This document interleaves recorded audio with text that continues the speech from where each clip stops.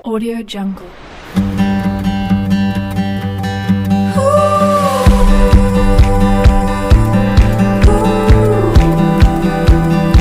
Jungle. Assalamualaikum warahmatullahi wabarakatuh. Selamat pagi anak-anak ibu semuanya. Bagaimana kabarnya hari ini? Alhamdulillah sehat semua ya. Nah, bagaimana? Apakah hari ini semangat untuk melakukan pembelajaran? Bagus, semangat semuanya. Nah, sebelum itu kita melakukan membaca doa secara bersama-sama terlebih dahulu ya, dipimpin oleh ketua kelasnya. Amin. Baiklah, selanjutnya coba kalian lihat samping kanan kiri kalian hari ini ada yang kosong gak kursinya kira-kira? Apakah hadir semua? Gimana? Hadir semua? Wah, hebat sekali anak-anak ibu, semuanya semangat untuk belajar hari ini ya. Nah, baiklah, sebelum itu ibu pengen nanya sama kalian nih mengenai materi minggu lalu. Ada yang masih ingat? Ayo, siapa yang masih ingat tentang materi minggu lalu? Ayo, siapa? Iya, betul sekali, mengenai sejarah dari lahirnya Sumpah Pemuda. Nah, sekarang ibu mau nanya nih tentang materi minggu lalu kan? Insya Allah semuanya masih ingat ya materinya. Jadi ibu mau nanya, kapan sih lahirnya Hari Sumpah Pemuda itu? Ayo coba angkat tangan, siapa yang bisa? Wah, hebat sekali. Tanggal 28 Oktober. Tahunnya? Ayo, tahunnya belum kesebut nih. Tahun berapa? Ya, hebat sekali. 1928. Nah, keren banget anak-anak ibu nih. Semuanya masih ingat materi minggu lalu ya. Berarti belajar semua di rumah ya. Nah, karena minggu lalu kita sudah mempelajari mengenai sejarahnya, nah, hari ini kita akan mempelajari tentang makna dari isi Sumpah Pemuda sekaligus tokoh-tokoh yang berperan penting dalam lahirnya Sumpah Pemuda tersebut. Ayo sekarang siapkan buku tulisnya, penanya, pensilnya, dan alat-alat lainnya. Oke, selanjutnya di sini Ibu sudah menyiapkan beberapa materi ajar yang sudah Ibu persiapkan dan akan Ibu tempelkan di papan tulis sebagai bahan ajaran kita pada pembelajaran hari ini ya.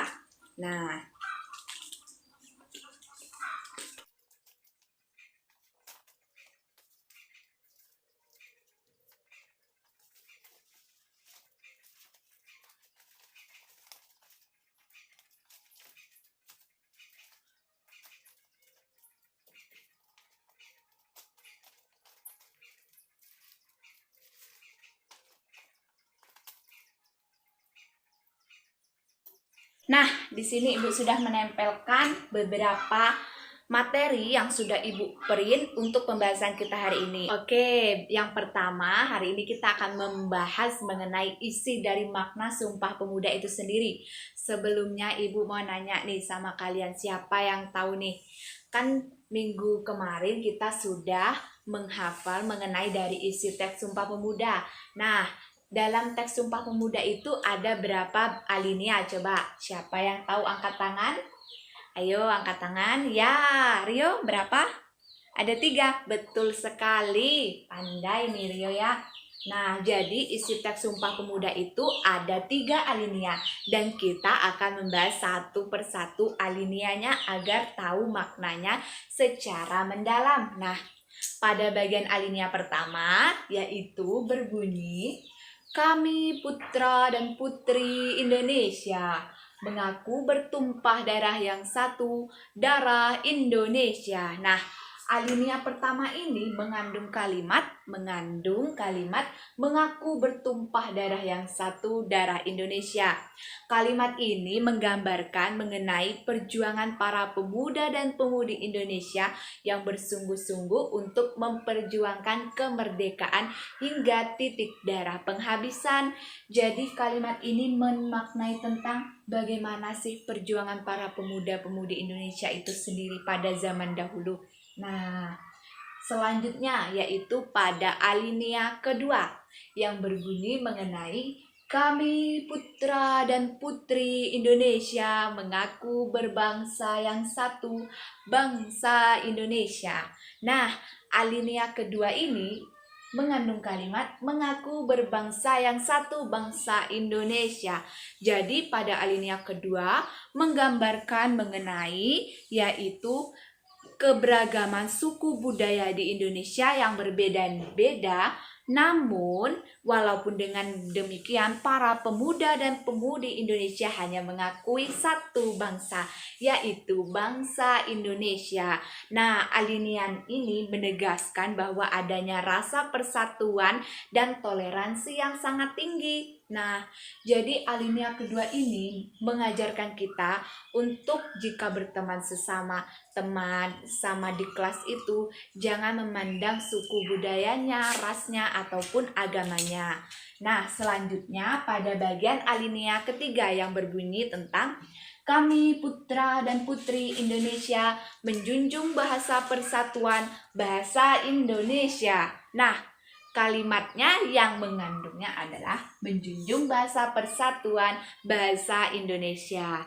Jadi pada alinea ketiga ini menegaskan bahwa bahasa Indonesia itu merupakan bahwa persatuan bangsa kita, yaitu bangsa Indonesia, dan harus dijunjung tinggi. Jadi bahasa Indonesia ini merupakan bahasa persatuan dalam bahasa kita.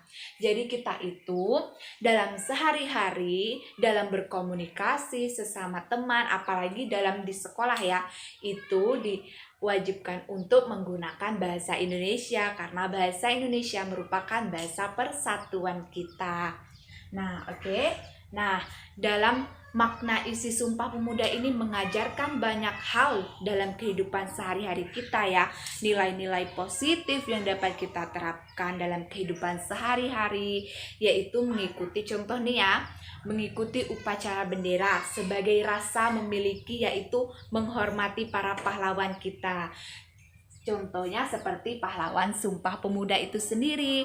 Nah, selain itu, makna Sumpah Pemuda ini tuh mengajarkan apa lagi sih Bu? Yaitu mengajarkan tentang persatuan kita. Karena kan Indonesia itu keberagamannya itu sangat banyak ya, suku, budaya, ras, dan agamanya itu. Nah, dalam teks Sumpah Pemuda inilah mengajarkan tentang persatuan kita. Walaupun berbeda-beda tapi tetap satu, yaitu bangsa Indonesia.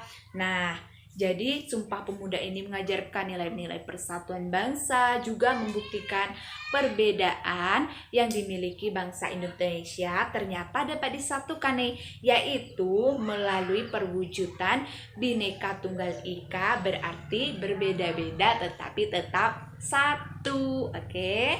Nah, selanjutnya di sini kan Ibu sudah memasang yaitu gambar mengenai gambar-gambar tokoh pahlawan dari Sumpah Pemuda.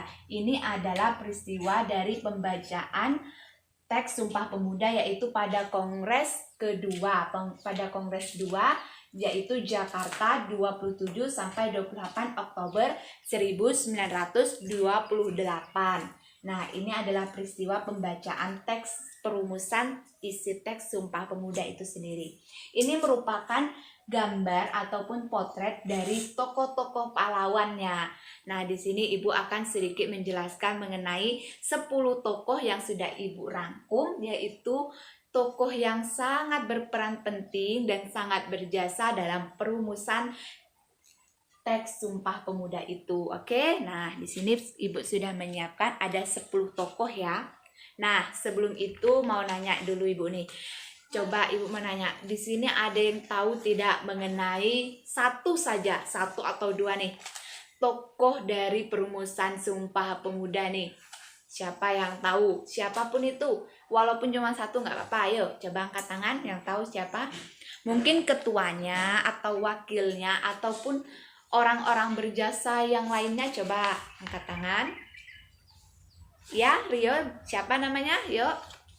W.R. Supratman, betul sekali, W.R. Supratman. Siapa yang nggak kenal W.R. Supratman? Nah, itu adalah salah satu tokoh yang sangat berjasa dalam perumusan teks Sumpah Pemuda. Dan Ibu sudah cantumkan juga di salah satu 10 tokoh ini W.R. Supratman. Oke, kita bahas satu-satu ya. Nah, dimulai dari yaitu Muhammad Yamin.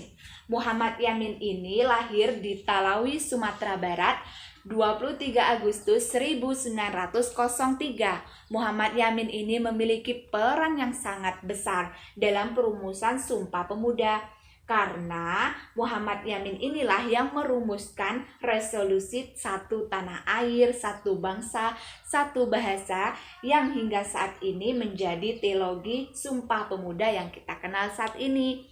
Nah, Muhammad Yamin ini pada zaman dahulu itu menjabat sebagai Sekretaris Kongres Pemuda II pada perumusan Sumpah Pemuda.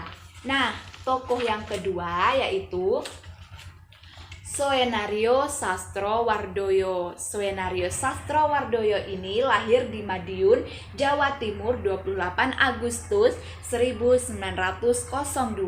Soenario Sastrowardoyo ini yaitu merupakan seorang penasihat dan membantu melancarkan perjalanan kongres karena beliau ini memiliki pengalaman organisasi yang sangat banyak dan sangat baik. Nah, tokoh yang ketiga yaitu selanjutnya adalah Wage Rudolf Supratman yang disebutkan Rio tadi, yaitu W.R. Supratman. Siapa yang tidak kenal W.R. Supratman? Beliau adalah pencipta lagu dari Indonesia Raya yang sering kita nyanyikan setiap hari Senin saat upacara bendera. Nah, W.R. Supratman ini memiliki peranan sangat penting loh dalam perumusan teks Sumpah Pemuda. Karena siapa yang tahu kenapa memiliki peranan sangat penting? Yo, jadi karena pertama kali Indonesia Raya itu dinyanyikan saat Kongres Pemuda II, yaitu saat peristiwa Sumpah Pemuda itu dirumuskan. Nah, jadi itu adalah waktu ataupun hal pertama kali yaitu Indonesia Raya didengarkan di depan umum. Dan saat itu banyak sekali orang yang terpukau dari lagu Indonesia Raya yang diciptakan oleh beliau ini. Nah, oke, selanjutnya itu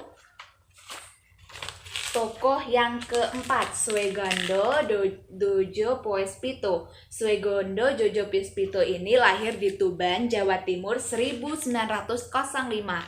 Ayo, Suegondo ini siapa? Nah, Suegondo ini merupakan ketua dari Kongres Pemuda II itu.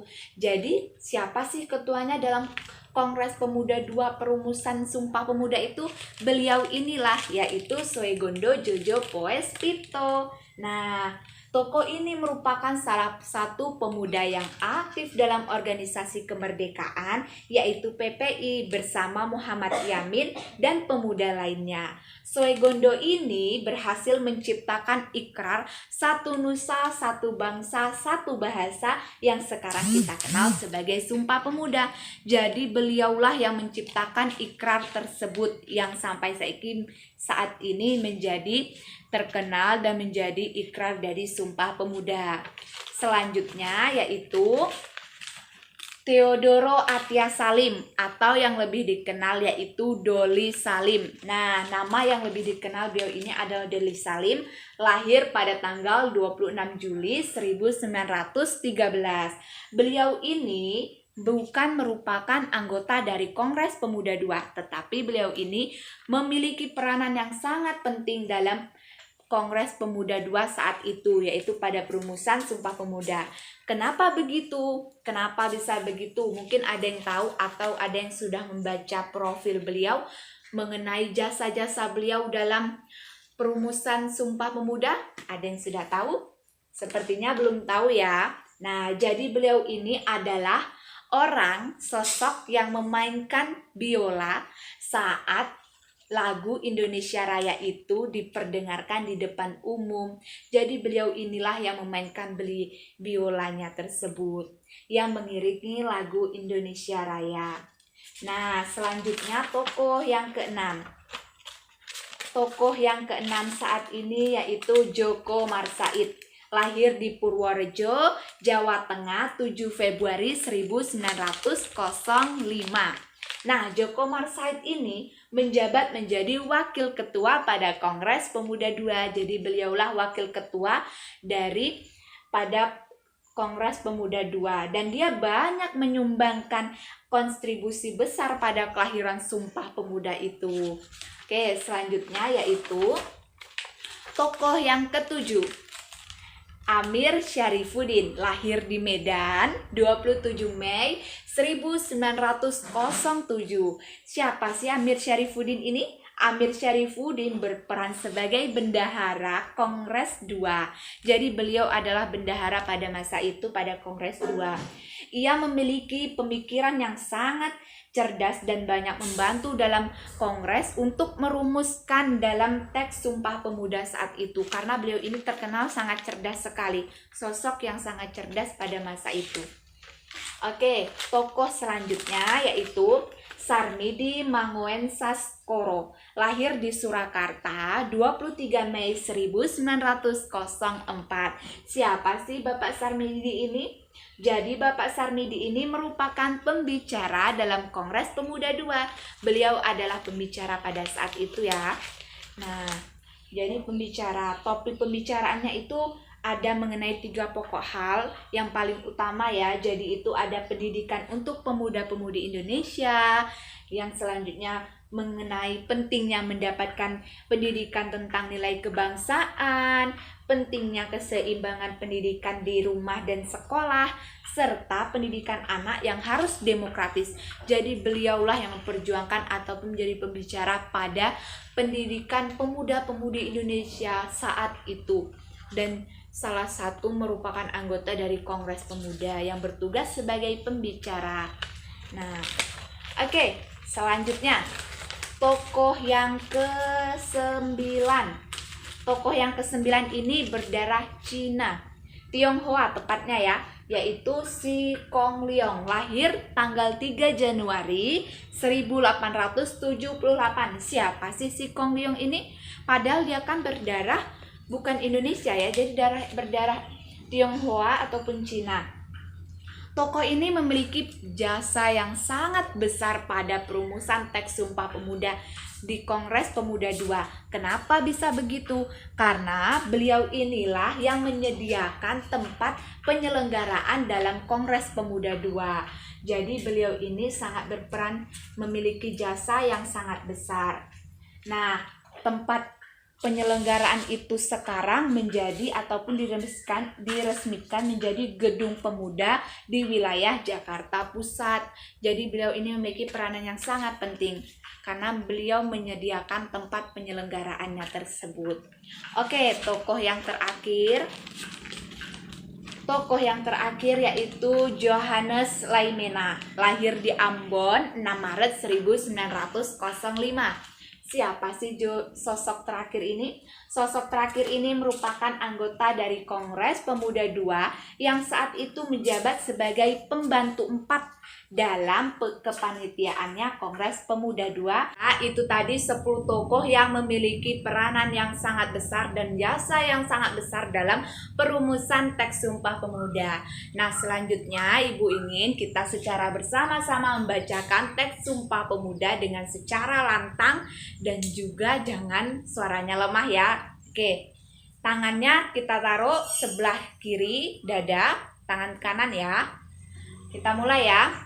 Sumpah Pemuda.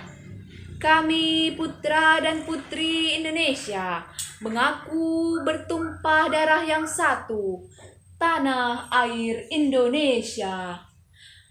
Kami putra dan putri Indonesia mengaku berbangsa yang satu, bangsa Indonesia.